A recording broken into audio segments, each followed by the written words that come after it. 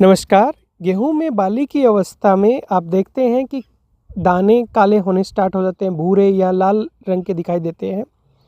ये दरअसल एक रोग है। इसको आप अलग-अलग नाम सुने होंगे, ग्लूम ब्लोच, लीफ ब्लोच।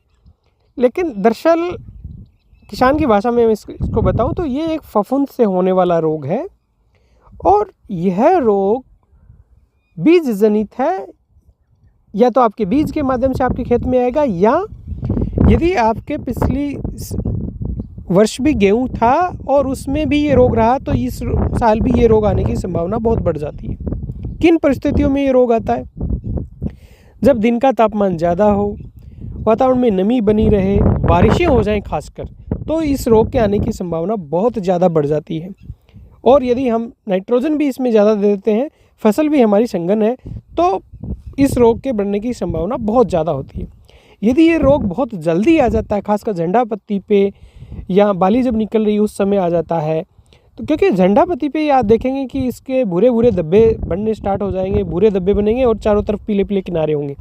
तो ये रोग उसी अवस्था में आ गया तो ये बहुत ज़्यादा नुकसान कर सकता है, क्योंकि झंडा पत्ती पे ही यदि रोग आ गया तो उसी को कमज़ोर कर दिया तो आपका गेहूँ का उत्पादन कम होना लाजमी है, क्योंकि झंडा पत्ती का गेहूँ उत्पादन में बहुत बड़ा योगदान है, ये हम सब जानते हैं।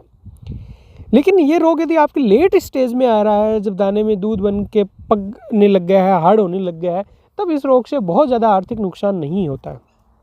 मैनेजमेंट की जहाँ तक बात करें तो सबसे ज़रूरी है, ये रोग बीज जनित आ रहा है तो पहले आपको साइकिल तोड़ना पड़ेगा कि आपको बीज को ही किसी फफूंदनाशी से उपचारित करना पड़ेगा।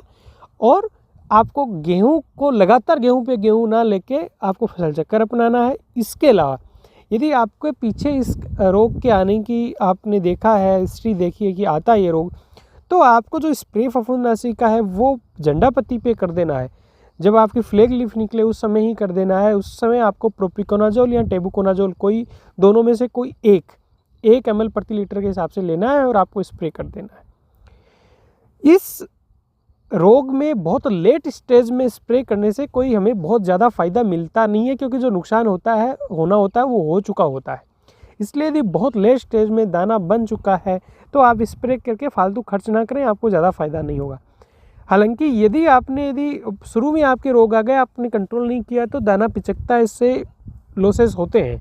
तो इसलिए सबसे इम्पोर्टेंट ये है कि आप मजबूर हैं कि भाई गेहूँ पे गेहूँ करना पड़ रहा है, मेरे खेत में रोग आता है, अक्सर आता है, बीज उपचार भी नहीं कर पाए क्योंकि उस समय बहुत कम टाइम होता है, आनन फानन में हमें गेहूँ बोना पड़ता है।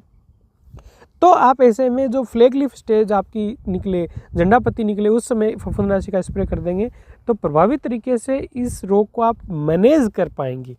यदि बहुत लेट है तो आपके ज़्यादा अच्छे रिजल्ट नहीं मिलेंगे। तो इसलिए कई बार आप किसानों से अक्सर कहते हैं, सुनेंगे कि साहब इसमें कोई सब फंजीसाइड हमने करके देख लिए, इसमें कोई ज़्यादा अच्छा हमें रिजल्ट मिलता नहीं है। उसका कारण ये है कि वो बहुत लेट स्टेज में हमारा स्प्रे होता है, तब तक इस रोग का जो फैलाव होना होता है वो हो चुका होता है, इसलिए हमें ज़्यादा फायदा मिलता नहीं। उम्मीद करता हूँ ये जानकारी आपके लिए लाभप्रद होगी। नमस्कार, जय हिंद।